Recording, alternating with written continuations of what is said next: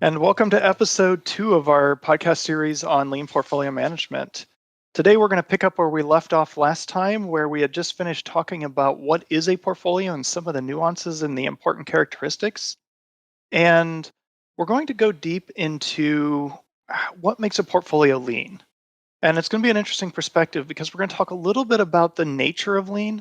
And then we're actually going to go back and do a deep dive into the mandates of portfolios and then double click into what each mandate, each of those three triangles we talked about in the last episode, what does it look like to start introducing lean into that area? Because lean portfolio management isn't a big thing. It's the application of lean to what you do. So let's just pick this up right off. And Mark, where do you start with lean portfolio management? Look, I think the buzz phrase that Kanban uses is a great buzz phrase, right? You've got to start where you are. And it probably plays back to the hours and hours of exploration we had before we started hitting the record button on these podcasts. We talked about portfolio management an awful lot more than we talked about lean. And I think that's probably the first thing to have is portfolio management has to be at the center and lean has to be something that helps you enhance or achieve more with your portfolio. So for me, it's about going, I've got a portfolio, let me see it more clearly, and then let me start to use lean eyes when I look at it. And I mean, I know you're a Kanban guy beforehand. So it must feel pretty comfortable for you starting where you are. I think it's always just been an assumption for me. Like I remember in some of our preparation conversation, we had the like evolutionary versus revolutionary conversation. I'm like, it's all evolutionary. What else could it be? You're not starting a new business. And I think that that ability to see things through a lean lens, but also that inability to not see things through a lean lens serves very well in adopting a portfolio. But it has this weird side effect, I think, the more we talk, you weren't aware of that hat, if you weren't aware of that lens that we're putting over everything, it kind of sounds like we're not talking about lean ever. We're just sharing practices and ideas and ways of looking at portfolios. But those ways of looking at the portfolios are actually where the lean comes in. And I think that's been true at every level as I've practiced lean and Kanban and agility and various techniques over the last 2 decades.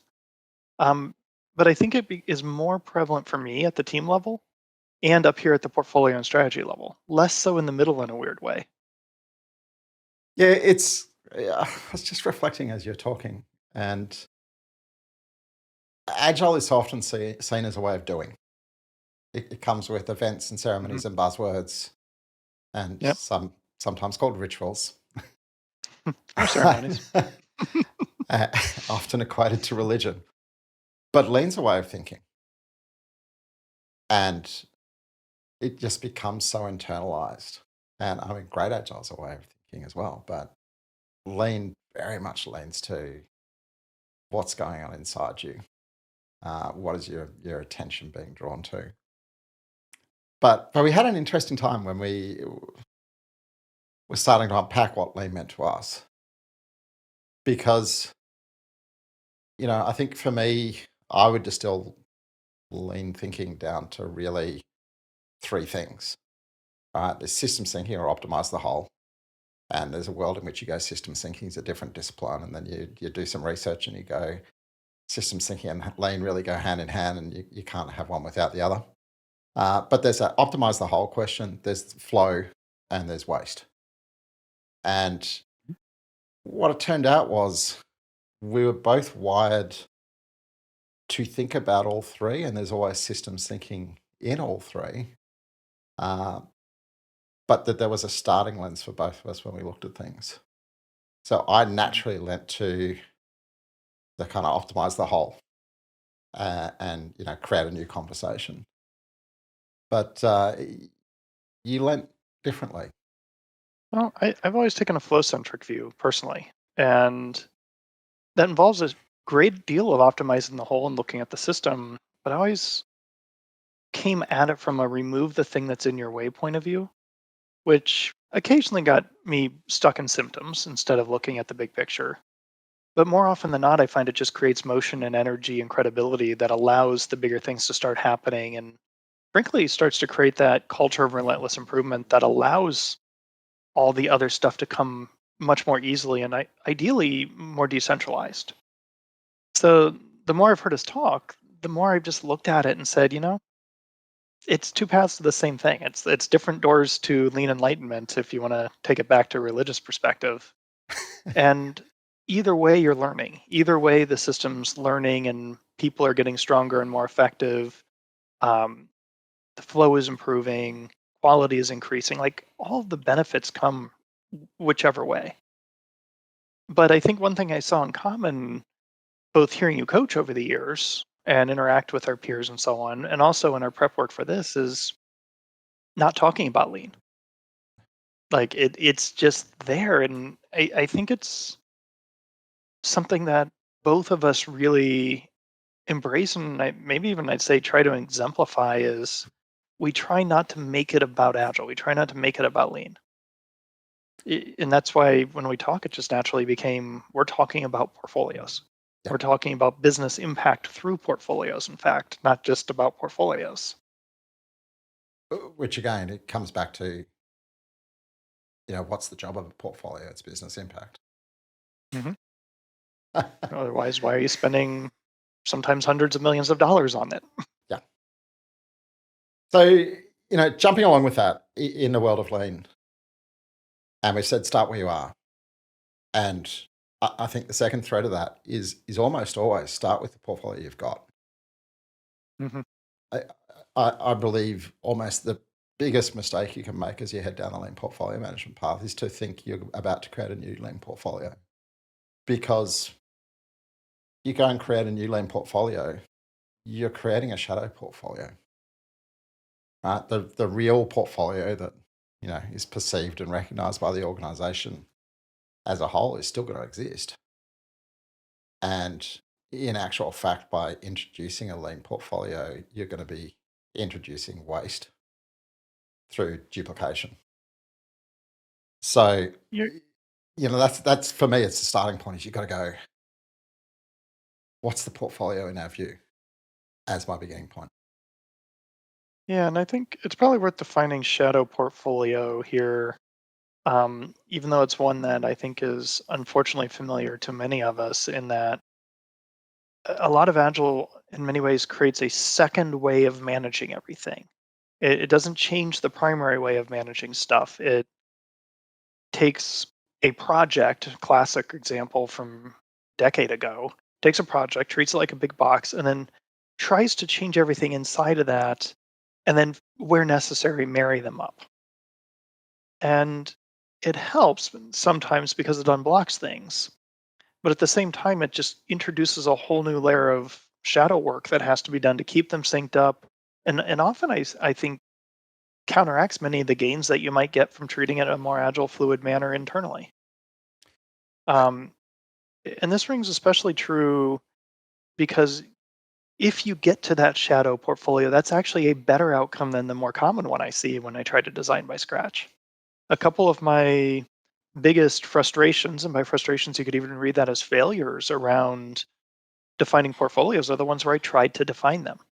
And it creates this big process and it's kind of big design up front of a portfolio. And it takes time.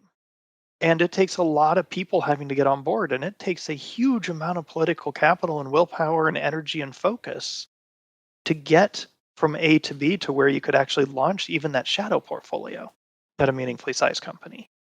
And by the time you've done all that, there's so many different points where it can go off the rails and fail. And executive gets distracted, reorg happens, any number of things. And you kind of have to start over. And I lament the amount of days, weeks, and months, and unfortunately, sums of clients' money that have gone into trying to do such things over the years. Um, it's the times when as a coach, I don't take my own advice that I suffer the most. Start where you are.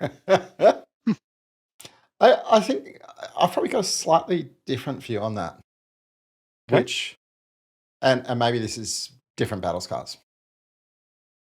And the probably the battle scars for me is, I think, as agilists, and I know I've been very guilty of this in the past, we easily take an overly idealistic view of the world. Mm. These things shouldn't be true. Yep. Yeah. And so if you start with that stance and you create a portfolio, you create something often following your ideals or your theories of ideals, which can be easily detached from reality. So, you know, call me old fashioned or a dinosaur.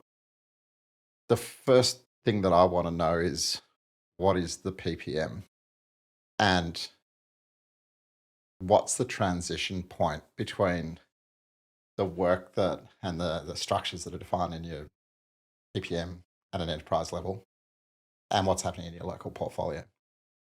And on numerous occasions, I've been through exercises where we've looked at agile or lean driven created portfolios, and we've looked at the enterprise PPM, and we've tried to draw some kind of line or side of or connection between the two, and it's been virtually impossible. Hmm. And so we've had this, it's almost delusional, we're running an agile portfolio world, but the discussions that are happening at the enterprise table are based on completely different data being fed into Yeah. the PPM. On the signal I've learned over the years, and some of this is anchored by my time at Rally, but the signal I've learned over the year to recognize this is happening is when you start to get questions like, well, what field will we use to map features or epics into PPM? And the moment I hear that, I'm like, oh, you're not actually designing a portfolio. You're doing work management inside a portfolio. Yeah. And that's not necessarily a bad thing, but it's what it is. And I think calling it something else actually clouds the real issues and the real benefits. So if we've got this thread that says almost always you're not creating a portfolio, you're connecting with a portfolio and starting to understand and see it through lean eyes. There is one case that we both agreed was, here's the circumstance where actually in your early days with lean portfolio management, you might be creating a portfolio. And Yeah, I know you're very passionate about this one. So I'll hand it back because to you. it's exciting. Like it's they're once in a while, usually one at a time spanning, and it takes a couple of years to play through in most companies. There's something going on somewhere in the company that's actually transformative. Outside all the normal IT work, off to the side of what people are focused on day to day for the vast majority of the portfolios, there's some little pocket of the business that's actually has the CEO's attention and is actually the linchpin of the next strategy. And everybody wants to be part of that next strategy. Every business unit, every group has a role to play in that next strategy, and they're very good at connecting their OKRs back to the new strategy. But somewhere is the real work to do a big transformative effort inside the company that becomes a new business unit, that becomes a new thing. And those are the ones that are actually new portfolios. And you start from scratch with a design of how will we form and grow this to accomplish these strategic goals, and while we're at it, some other organizational goals, some modernization goals, some cultural and learning goals. Like you bundle a whole bunch of new exciting stuff into that place where the energy is. And those are fun, but they're also the exceptional case.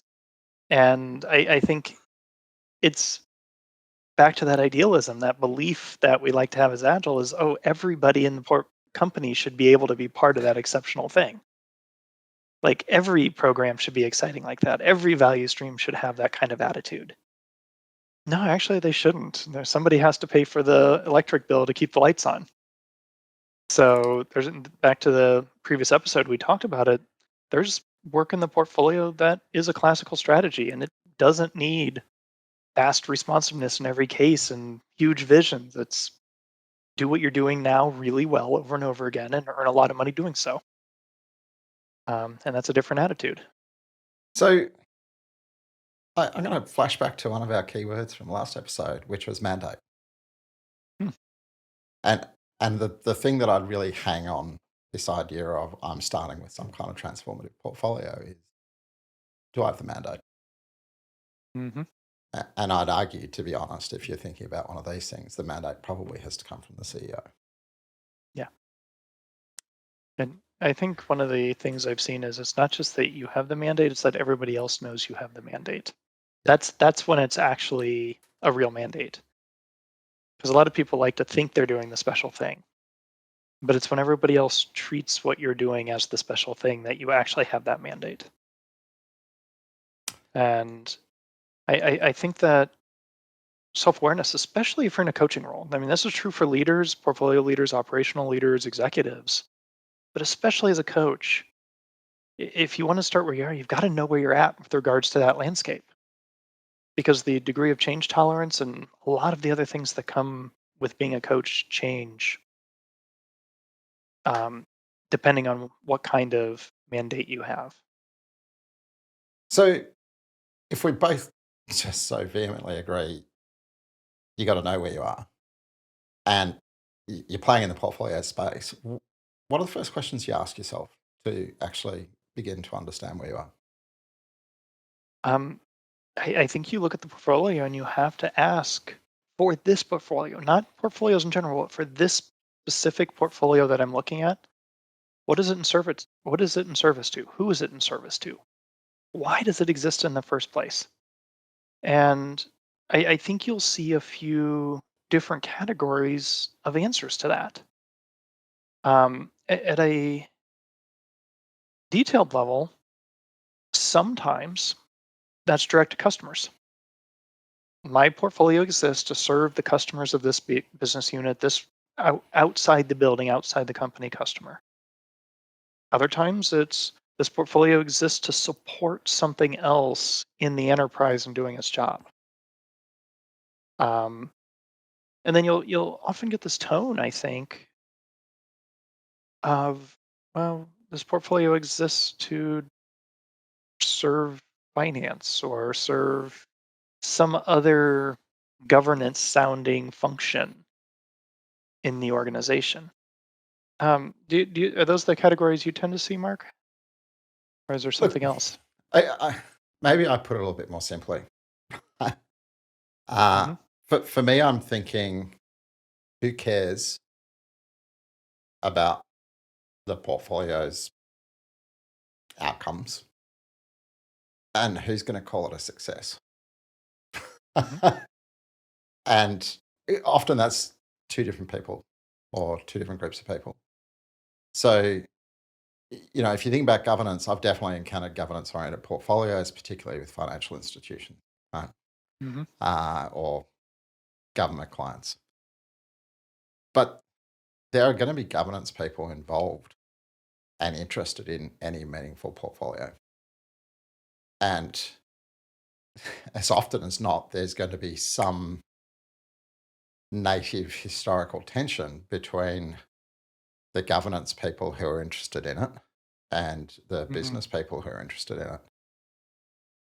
And, whether or not that tension is a good thing or a bad thing or it comes with many battle scars is a question. But I'm kind of looking out and going,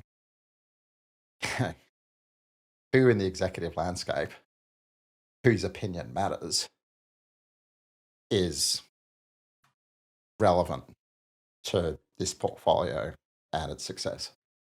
Yep. So I'd argue that if you've configured that question out, and typically that person is also the one in some way or another paying for the portfolio, um, I would say the portfolio then is in service to that person's goals. And anybody else that is interested or meddling in it is partnering in service to those goals. Is that a fair way of looking at it, or is that overly simplistic? I think it's a nice way of looking at it. um, is it a fair way of looking at it? I think that depends on the organizational landscape because, as often as not, the governance stakeholders are motivated by ensuring that those with a business mission don't forget some of the reality checks and implications of their mission. Yeah. And, I could say, make sure they don't go cowboy or go rogue. And I'd argue, actually, I've worked with clients where that was a very legitimate concern. Um, Perhaps you might frame it nicely and positively as ensure responsibility. But I don't know that a lot of governance functions see themselves as in service to. Yeah. And I think in a lot of particularly highly regulated organizations, that's a fair point of view. And I think I've frequently seen a culture of my function is the one that is protecting the company from. Yes. And unfortunately, that protecting from starts to come with armor and chains and all these ways of constraining rather than a partnering attitude of protecting through learning, protecting through education, and protecting through flow enhancing techniques. Yep. Um, and you said something that really struck me as we were looking at this, because it's very easy for me as a coach and a consultant to start to take almost a this or that mindset on this. One has to be the priority, and of course, business advancement should be the priority. Yeah. But you had a different view. Look, I think I'm going to go to one of my favorite memories on the governance function because, back to my developer roots, as a developer, governance was the root of all evil. Um, they were there to be contained and bypassed. Um, and it took me a few years to start to leave that mindset behind. But I had a leading safe one day. It was a government client. And, the program that we were working on was multi-billion dollar. And as a multi-billion dollar program, it had kind of stretches and implications all over the organization. And there was a native tension between the various stakeholders. Um, and, there was one stakeholder group whose primary driver was government policy, right? Is what we're doing consistent with, aligned to policy? Um, and does it fulfill policy? There's another group that was very risk oriented, and it was an organization that gave money to citizens. And in cases where they gave too much, they would have to go and recover. And that was never a good thing. And in Hmm. actual fact, they'd had some history in previous years of some very visible fallout from that. So this group came from the lens of going, is there a risk that as you improve customer service, we're going to have to go back and uh, reclaim some of the things you've done to improve customer service? And then, of course, there was the frontline staff and the stakeholders and executives who looked after the frontline staff, who had a very, very clear productivity and customer outcome focus. And, we're trying to balance, every decision got made was balancing these different perspectives. And I went to this leading safe, and the people in the room introduced themselves. And it was one of those horrible times when you're in a boardroom for a training. Um, and we run around the table, and it's like, I'm the executive who looks after group risk. I'm the executive who looks after policy adherence. And it was literally 15 out of 20 people were a governance executive of one flavour or the other. And I just internally, I'm listening to these intros going, oh man, this is going to be a tough course. It wound up being one of the best leading safes I've ever done. Because they all looked at it and went, oh, this lean and agile stuff is just a way of doing appropriate risk-based product delivery. Hmm. um, and it's kind of, it's, what do you want in the end? You want balance. And often there's so much historical tension between these groups that you flip from, you know, a group winning to another group winning. And how do you shift the conversation to go, actually, how do we bring all our insights to the table and Hmm. get to the customer wins and the company wins rather than one of our perspective wins. So, if we know we want better conversations, we want balance, we've got to recognize that we serve governance and business stakeholders and the right people in the right conversations. The portfolio's got a number of jobs to do. We touched on them in episode 1. Uh, we're going to double click on those now, right? So, Eric, why don't you kick us back into thinking about our jobs to be done? Yeah, so we map them to the three triangles in portfolio management from SAFE. And recognizing that a lot of the effectiveness of good portfolio management comes from getting the job straight and prioritized and balanced. And I'll take them in the order of precedence in my mind first is strategy and selecting your investments, making sure that you understand what your enterprise strategy is, understanding how a portfolio is in service to that strategy, and ensuring that that connection and its way of being in service to the overall strategy shows up in how investments are selected, how teams and arts and value streams are funded, and so on. The second role is then operating that investment, that set of investments effectively in the form of portfolio operations and effectiveness. And I lump effectiveness in here because good operations is always getting better in my mind. So I do drop this attitude of relentless improvement and leaning your behaviors into portfolio operations and as a core responsibility. And then the third triangle is portfolio governance, and I call it enterprise safety. Are we doing the things in this portfolio and governing it in such a way that the enterprise as a whole remains safe? And when I take that point of view, it moves it away from like boring statements and status reporting and things like that, because that's operational stuff, and focuses on what I believe are the important elements that we'll double click into later. Um, and it's funny because I had the exact same story you did, leading safe, fairly senior group, sitting around a boardroom table, which is like the worst layout, about 18 people. And this lady came in I didn't know. I knew many of the people in the room. I'd been working with this large mission critical program, represented like 5% of the company scorecard. And she sits down, and the two seats on each side of her, not one on each side, but two on each side, four empty spots remained until every other seat was full. And then people started sitting closer to her. And we did the introductions. And sure enough, this is the head of enterprise compliance, the woman who reported around the CEO into the board, came to my leading safe.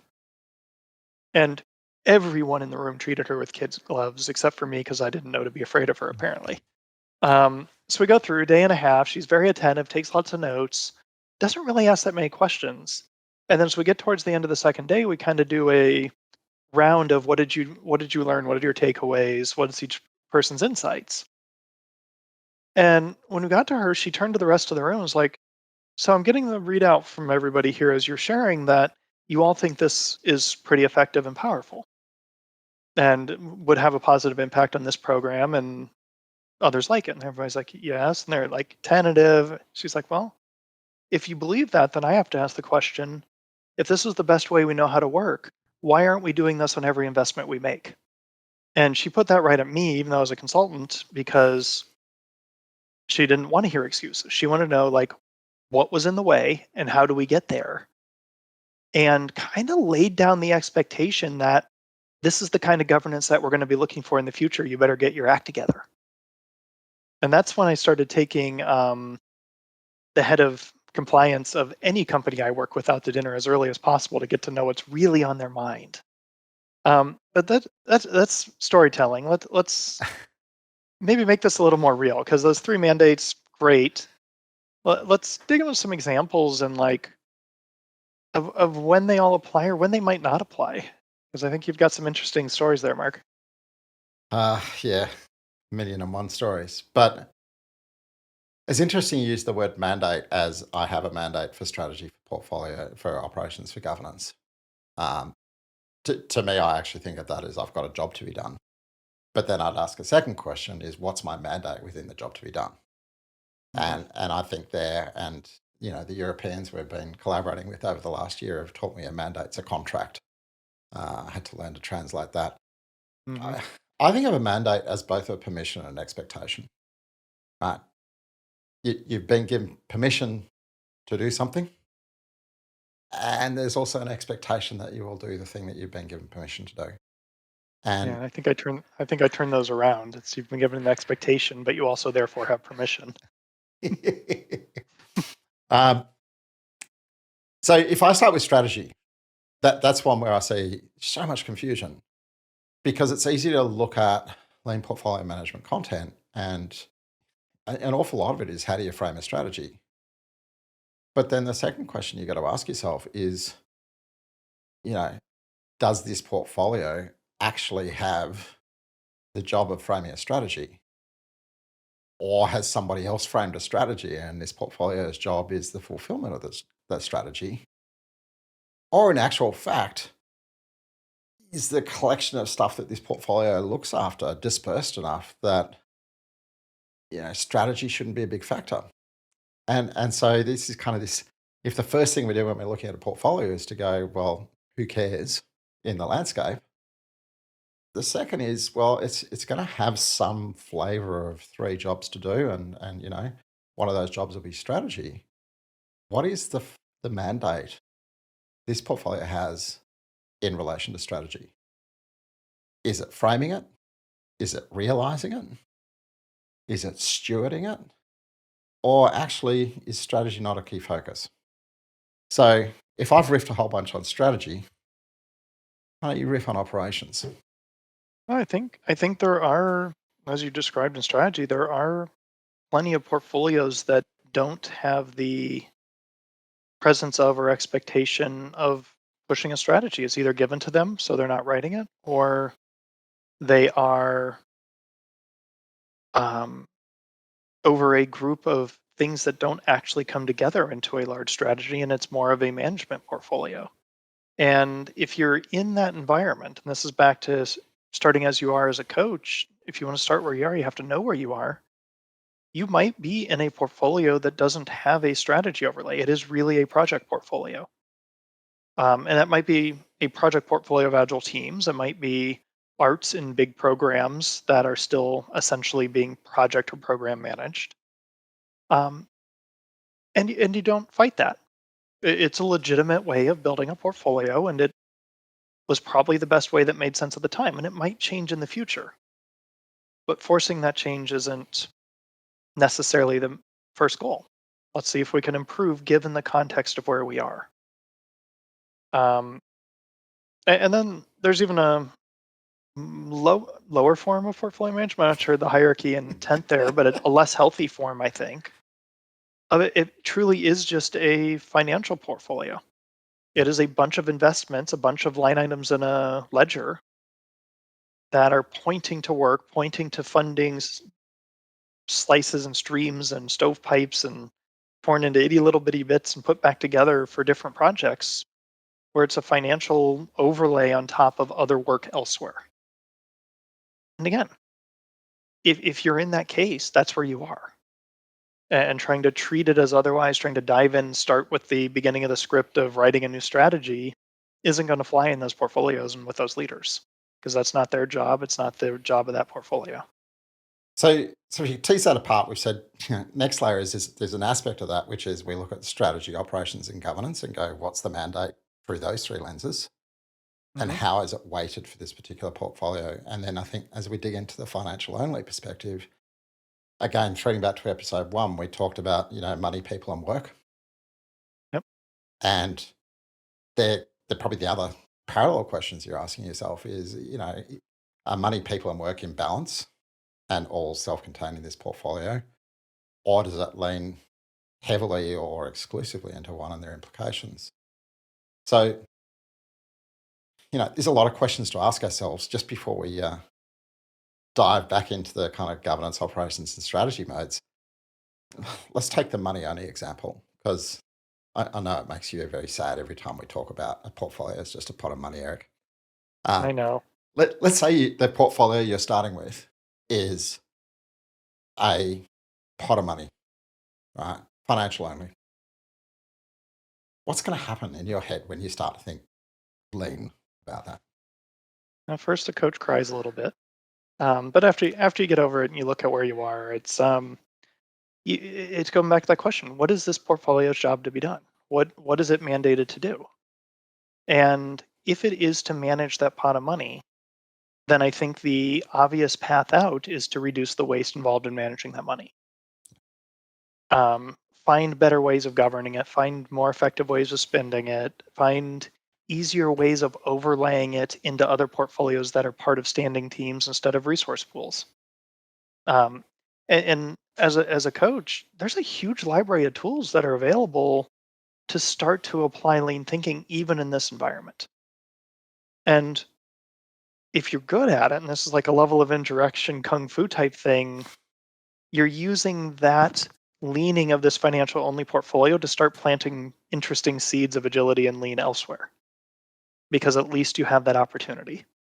And this may be making some lemonade. I mean, it's not my favorite area. It's not necessarily fun, but it is a way to start generating proof and generating growth and planting the seeds for more effective ways of governing and shaping portfolios. But you have to earn that path. If this is where you are, that is your starting point by definition. Um, and a lot of these then they pick up a tone of governance focus. And at this point, you get out of the kind of financial only mode, and you start to move into a more traditional governance of a, let's just call it a project portfolio, because I think that's what most of them are. And where do you start with that? Because that's almost as challenging as starting with financial only and asking, oh, I'm an agile coach, I'm an agile thinker, I love lean, and here's my project portfolio. W- Now what?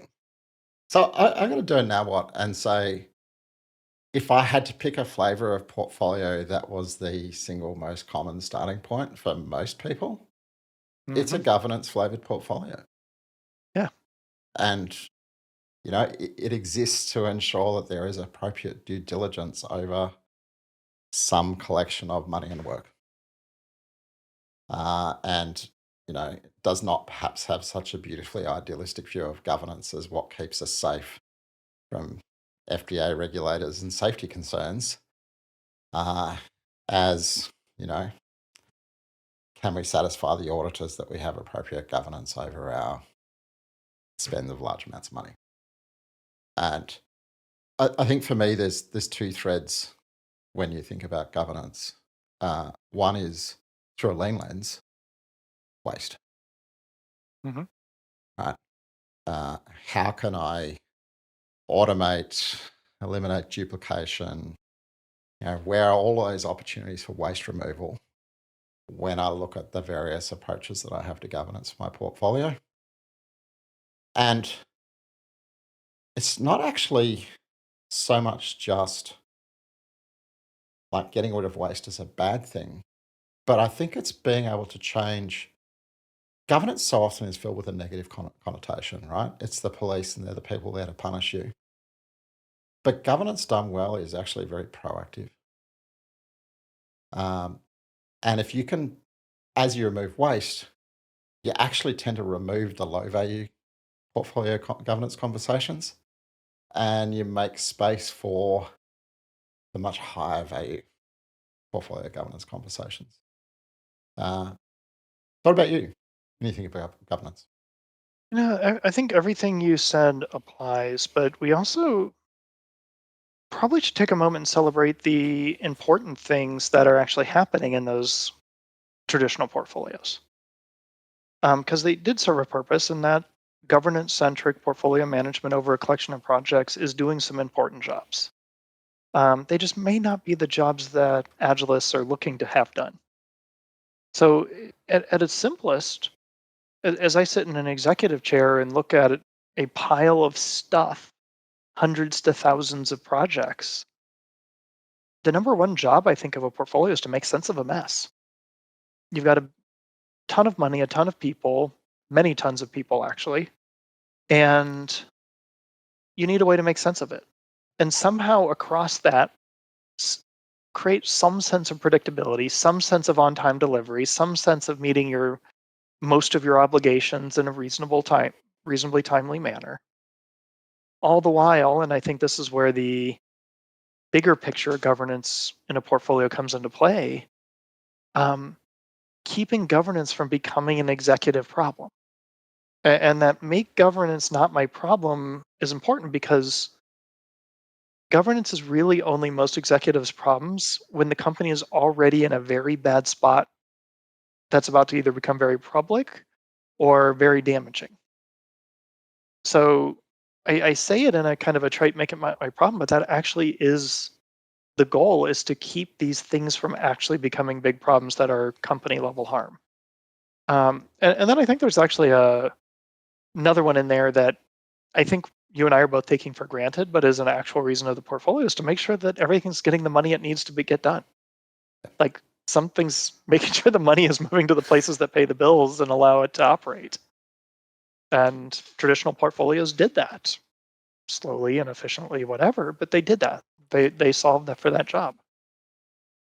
So I think for me, that's an example where you have a real opportunity to also move into the more positive incarnation, Hmm. right? Because if you've got a lean hat on and you're thinking about flow, then you can start to ask yourself questions about how your governance processes impact flow, and the flow of money is a great example. Um, But it sounds like and you're starting to move into operations here a little bit. Then well, it may well be right. I want to run with that. So if I run with that, and there's an interesting line, and often when we talk, we bundle governance and ops together Mhm. because there's a very blurry line between the two. And if you think in operations, you know, I guess my simple thing is we've got a mission, we've got money to pay for the mission, work we think is going to fulfill the mission, and people hopefully who can do the work. Are we doing that as effectively and efficiently as we possibly could? Mhm. Right. To me, that's the goal of operations. And there's an argument that says, well, an agile team or any team has that job. An art has that job. Yep. But both the team and the art, and this is kind of back to the personal backstories, both the team and the art have a limited view. And there's an advantage when you think at portfolio scale that you can see patterns. And you can see a pattern emerging across many places and say, well, that's worth digging into. Because if you dig into lean problem solving, they'll say there's always plenty of problems you could solve, but you've got to pick the problems that are worth solving. And part of that is take your portfolio lens. I can see a larger system. I can see the pattern. I can see the opportunity. What am I doing? Really, I want better flow. Mhm. And sometimes it's waste that's getting in the way of flow. Sometimes it's other things that are getting in the way of flow. But how do I take my systems view, get better flow? And it's either see a pattern, put energy into addressing the root cause of the pattern, or see someone do something great and amplify that across the rest of the portfolio. And you said something at the beginning of that I think I never really realized until I stuck my head up as an architect into the portfolio level a little bit. And that is just how few people in a typical technology organization are actually looking across things. Um, the vast majority, in fact, arguably it should be that the vast majority are focused in their thing. I mean, Yeah. we hear things like stay in your lane or whatever, but realistically, if I'm developing, if I'm leading a project, if I'm RTing an art, whatever I'm doing inside that delivery box or that operational box is going to benefit from my focus. The roles that sit outside of that look across things are your portfolio managers, your executives, some of your enterprise architects, and a handful of governance people. And those are the only ones that have the span of view to start to really dig into these larger intractable and sometimes invisible problems. So I think there's a kind of a quid pro quo in there, which is they might be the people who have the ability to look at those spanning problems. But if you go back to your comment in governance, right? Make governance not my problem, Hmm. right? That as an executive, I should be leaning in if it's, you know, big and potentially public, but actually done well. It's like it intervenes before I ever use the executive's time because we've got systems that catch it small and early and we Hmm. filter so only the most critical stuff comes up. I think there's a similar thing in operations that often in the beginning we're so drowned in the minutiae of the day to day that although that we've got the people with the opportunity to take that spanning view, they're caught in the day to day that it's so much that's really difficult to get out and get that. And a lot Yeah. of your early work in terms of waste reduction and flow improvement in ops is actually getting rid of the things that shouldn't be consuming your time at a portfolio level, systemizing them to free you to actually have the conversations that your spanning insight should enable you to have. Uh, Many of which would relate to strategy. So Indeed. flipping mode to strategy, and there's a truth that says we already kind of opened the can on strategy in talking about the three primary jobs and mandates, because first question with strategy is what mandate do I have in relation to strategy? We chatted about that. Uh, my favorite starting point, once I know that there is some kind of role in terms of strategy, is I'm either going to ask a group to pull out the latest deck that they showed their board about what their portfolio strategy was, or I'm going to go to their website and pull down the last briefing deck they gave their shareholders about what their strategy was. And then we're going to go through an exercise and say, okay, this is the strategy you've been declaring. Let's build a line of sight between what your portfolio is doing and what that declared strategy is. And that's always an interesting and sometimes a very confrontational discussion. Um, because I think whether or not you've got the job of framing a strategy, you've definitely got the job of realizing it. Hmm. And if you can't build a line of sight between the declared strategy and what you're doing, you're in huge trouble. So, if that's my favorite starting point with lean and strategy, what's your favorite? I mean, you kind of hit the most important starting point for me is to know your relationship to the strategy. Is it being given to you? Do you have a role in creating it? Um, a couple product contexts I've been in, there actually is no portfolio strategy in a positive way, in that it's fully dispersed and it's a bunch of product strategies that come together in a financial portfolio, Yeah. like a VC like financial portfolio, and that was quite healthy. And then there's, I'm sure you've run into this, the occasional ones where you discover nobody actually knows what the strategy is. Yeah. There probably ought to be one, but for whatever reason, nobody in the portfolio knows it, and therefore, good luck. Yeah. And I think create visibility on these things in a way that's safe for people is the starting point. And we'll talk more about politics and evolution of portfolios, I think, in episode 4. But it, this exposing what outcomes are important and the needs for better decisions around them and highlighting where you don't have focus is kind of my starting point as well. Once upon a time, I was excited about, oh, Hoshin Kanri and annual PDCA, and I could throw around all these amazing lean buzzwords. And I heard one of my favorite executives that I reported to for a few years um, was quoted as saying, "This is all well and good, but nobody likes to think in circles." And we immediately split it up into 2 pages, and then dropped all the Japanese and got people to instead focus on how are we going to move the needle towards the outcomes, Yeah. and brought it back to a simpler view. And I think that's for me really the majority of getting started. So, if we play a little bit, right, we've started and we think about lean and portfolio and strategy. I always feel like strategy involves tough decisions. Hopefully. And if you're not making really hard decisions, you're probably not having a strategic conversation.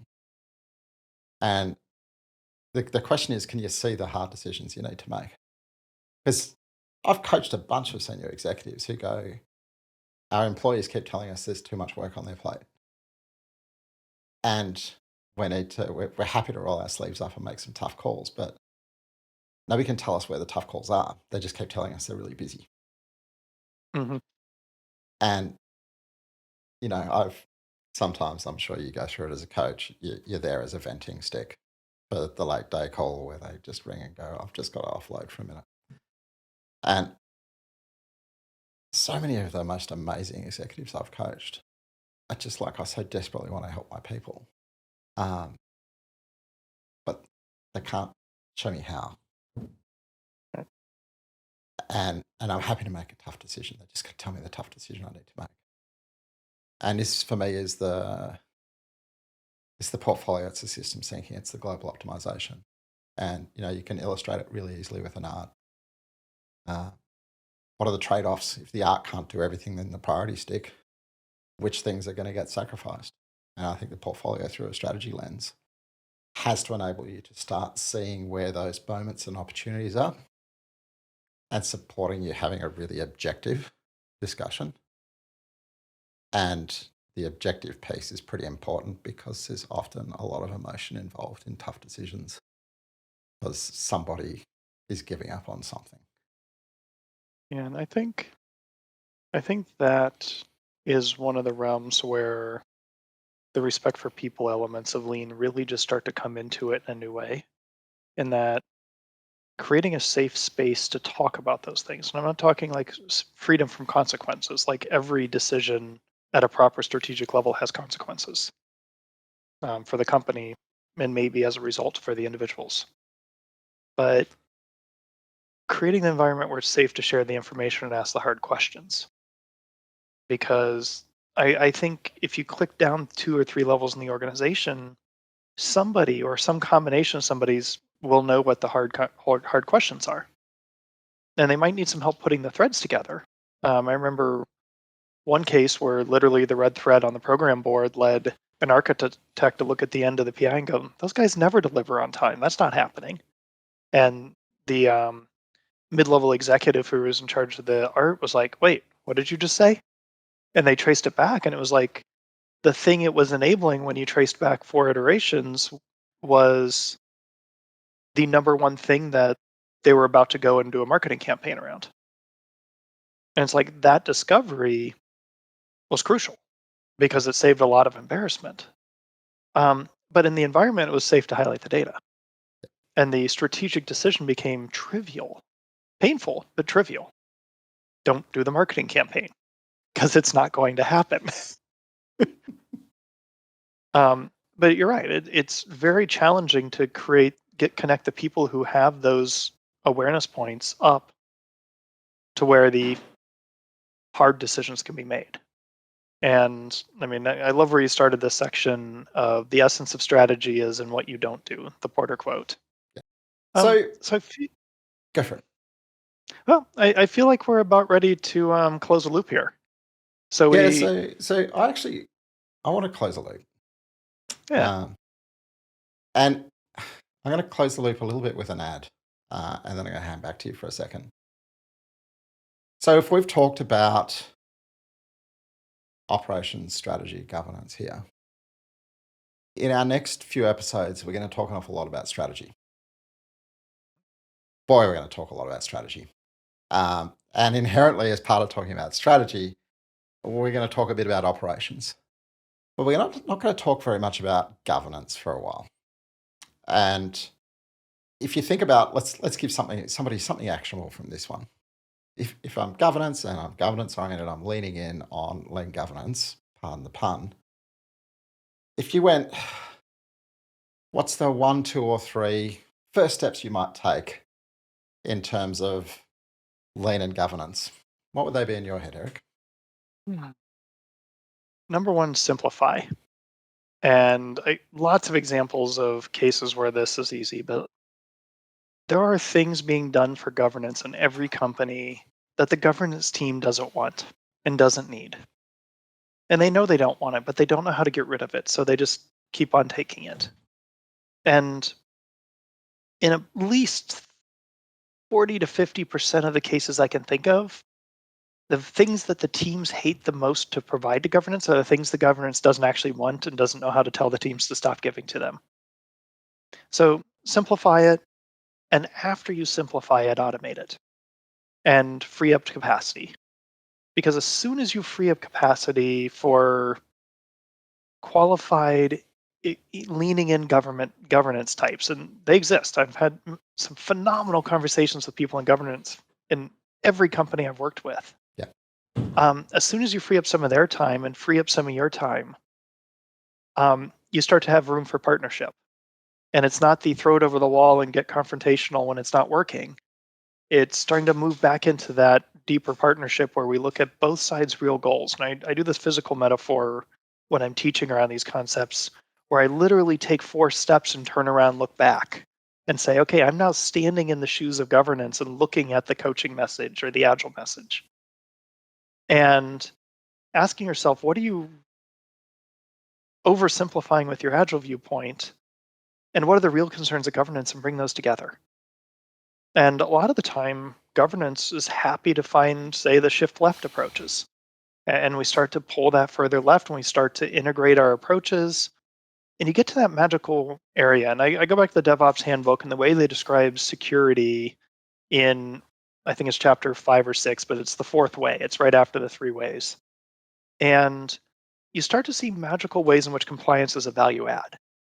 And I've seen this come to life 3 or 4 times in my career. And when it happens, it actually is a beautiful thing. It gets me like a little teary eyed actually thinking about it, because you have people from wildly different points of view working together to solve a real problem in a real way. And it creates better value for everybody, from customers to stakeholders to shareholders to the employees. But it requires freeing up that space, simplifying and getting the crap out of the way, automating to free up the time, and then intending to work together. As a brief side comment, engineering cultures tend to do that best.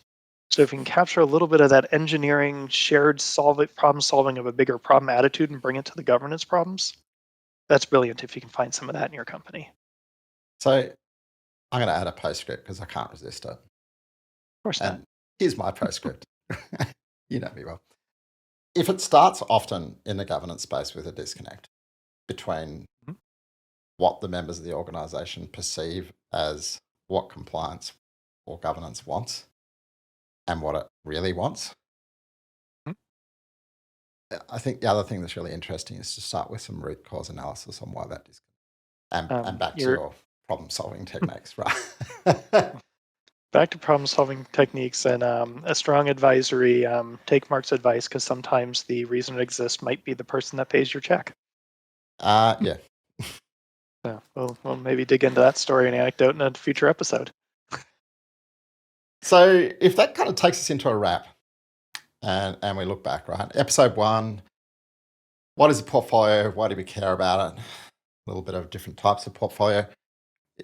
In here, we really double click down a little bit. And the thread of the episode was, and it started, I'll tell you, it started as what is lean portfolio management as opposed to portfolio management. And then we went, actually, you've got to talk about the jobs to be done. And then you've got to think about applying lean to it. And so that's, if there's one thread here in the whole episode, it's you talk about portfolio problems and portfolio purpose and mandate, and then you add lean to it. And, what do we both firmly believe? Start where you are. And to start where Mhm. you are, you've got to know where you are. And to know where you are, you've got to actually look at the portfolio that's in your line of sight and say, what are its jobs? What are its mandates in relation to those jobs? Um, what's the blend of money, people, and work and their various dominance in this particular portfolio? Mhm. I understand all of that, and then I can start to think about different areas of lean opportunity, knowing that quite often the first areas of opportunity are about cleaning up the mess and taking noise out of the system to let me chase the ones that probably jump out at me as the higher value impacts. Um, which wraps us up for this one. Next one, unpacking strategy for portfolios. And I will forewarn you, we're going to get very geeked out because it's something we're both very passionate about. It's Until going next to be time. joyful.